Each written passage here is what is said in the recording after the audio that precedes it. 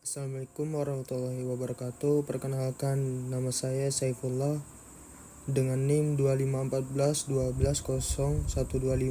dari kelas 1B. Di sini saya ingin menjelaskan pengantar ekonomi Islam dari bab 1 sampai bab 14 secara singkat. Baik, langsung saja. Bab 1, paradigma ekonomi Islam. Ekonomi Islam berangkat dari cara pandangan hidup Islam, Islamic Worldview, yang menempatkan Allah sebagai pusat seluruh aktivitas. Islam mengantar seluruh aspek kehidupan termasuk ekonomi, sehingga setiap tindakan ekonomi harus bernilai ibadah. Sumber hukum ekonomi Islam: Al-Quran sebagai pedoman utama, Sunnah sebagai penjelas, serta ijma' dan qiyas untuk menjawab persoalan baru. Paradigma ekonomi Islam tidak hanya membahas apa dan bagaimana transaksi dilakukan, tetapi mengapa harus dilakukan dengan cara tertentu sesuai syariah. Tujuan utamanya adalah menciptakan sistem ekonomi yang adil, seimbang, dan menjaga keberlangsungan hidup manusia. Bab 2, definisi konsep ruang lingkup ekonomi Islam. Ekonomi Islam mempelajari bagaimana manusia memenuhi kebutuhannya dengan mengikuti aturan Allah, tidak merugikan diri sendiri maupun orang lain. Ruang lingkupnya meliputi produksi, distribusi, konsumsi, sistem keuangan, dan perilaku manusia. Perbedaannya dengan ekonomi konvensional. Konvensional mengejarkan efisiensi dan keuntungan, Islam mengejar keadilan, keseimbangan, kemanfaatan, dan keberkahan. Ekonomi Islam menyeimbangkan kebutuhan dunia dan akhirat. Manusia tidak dilarang kaya, tapi wajib mengelola harta dengan benar.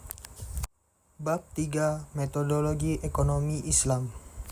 Metodologi digunakan untuk memahami serta membangun teori ekonomi Islam yang kokoh. Ada 3 landasan utama. Ontologi, objek kajiannya adalah manusia, harta, kegiatan ekonomi. 2. Epistemologi, sumber ilmunya adalah wahyu, akal, dan realitas sosial. 3. Aksiologi, tujuannya adalah maslahah atau kebaikan bersama. Kajian ekonomi Islam memakai 2 pendekatan: teks syariah untuk prinsip dasar, analisis empiris untuk fenomena ekonomi modern.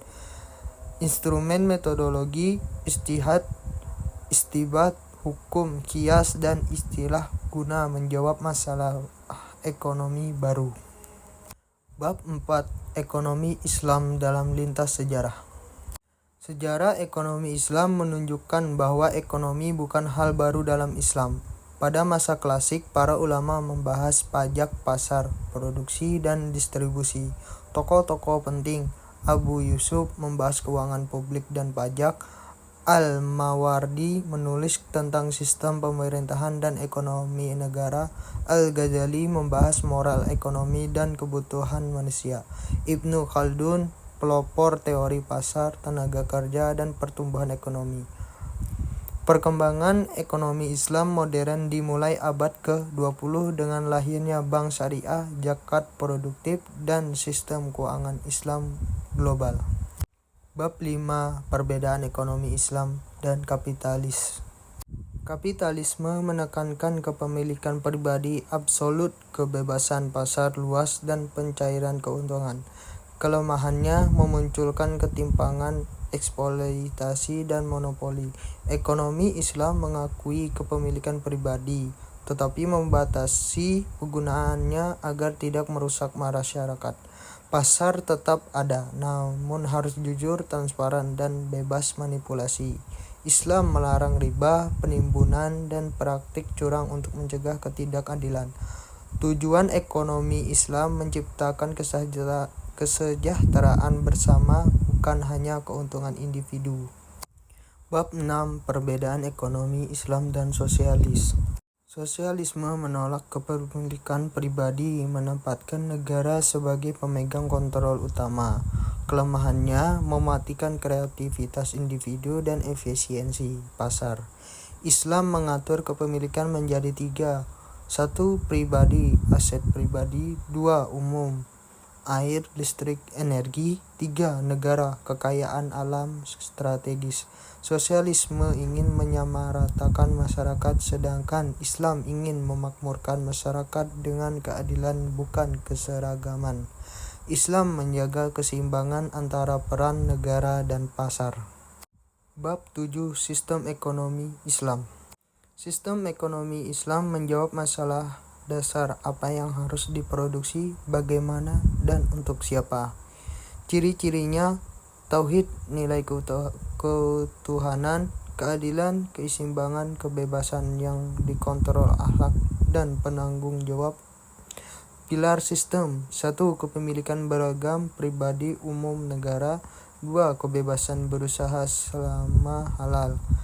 3. Keadilan distribusi melalui zakat dan mekanisme sosial. Sistem ekonomi Islam menggabungkan moral, hukum syariah, dan mekanisme pasar. Bab 8. Maqasid syariah dalam ekonomi. Maqasid syariah adalah tujuan dan spirit utama dari penerapan syariah. 5 yang dijaga: agama, jiwa, akal, keturunan, harta. Aplikasi dalam ekonomi: larangan riba untuk menjaga harta dan jiwa, larangan alkohol untuk menjaga akal, zakat dan wakaf menjaga kesejahteraan masyarakat.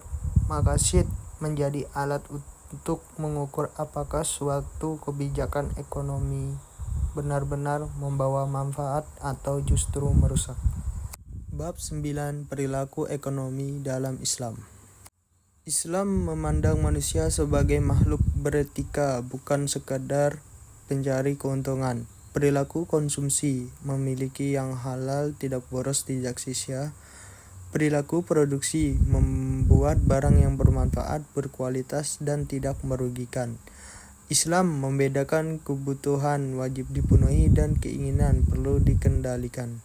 Keputusan ekonomi harus mempertimbangkan keberkahan, kemanfaatan, dan dampak sosial. Bab 10. Konsep harta dalam Islam.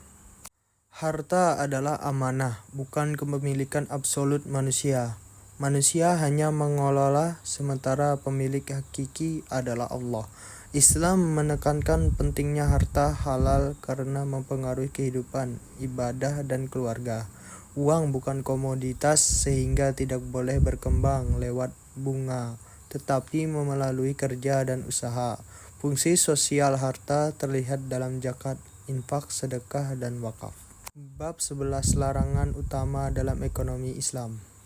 Riba dilarang karena menyebabkan ketidakadilan dan eksploitasi ekonomi.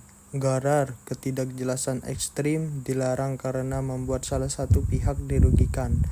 Maisir, judi atau spekulasi ekstrim, merusak mental dan struktur ekonomi. Larangan lain: najasi, penipuan harga, ihtikar, penimbunan, tadlis, penipuan kualitas. Tujuan utama larangan ini adalah melindungi masyarakat dan menjaga transaksi tetap adil, transparan, dan seimbang. Bab 12. Peran pemerintah dalam ekonomi Islam. Pemerintah berfungsi menjaga keadilan, menyediakan kebutuhan dasar, dan mengatur pasar. Negara boleh mengatur harga jika pasar tidak sehat. Pemerintahan berwenang mengelola zakat, pajak, halal, dan aset negara. Di Indonesia, lembaga penting BI, OJK, Basnas, TSN, MUI, BWI. Peran pemerintahan memastikan produk halal, menjaga stabilitas moneter, serta mengawasi praktik keuangan syariah. Bab 13. Kebijakan fiskal dan moneter syariah. Kebijakan fiskal syariah mengatur pendapatan dan pengeluaran negara.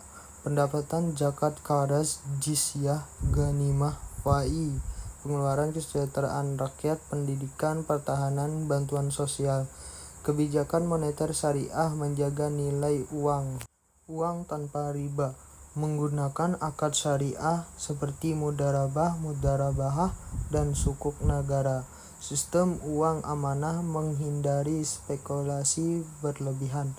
Tujuan moneter syariah menjaga inflasi, stabilitas, dan keadilan bagi konsumen. Bab 14. Peran masyarakat dalam ekonomi Islam. Masyarakat adalah aktor utama ekonomi Islam. Peran lembaga masyarakat BMT, BPRS, bank, wakaf, mikro, membantu UMKM dan masyarakat kecil. Zakat, infak, sedekah, dan wakaf, jiswaf, menciptakan pemerataan. Masyarakat berkontribusi melalui industri halal, pendidikan, kewirausahaan, syariah, dan filantropi. Pesantren dan kampus menjadi pusat literasi ekonomi Islam dan pembentukan SDM unggul.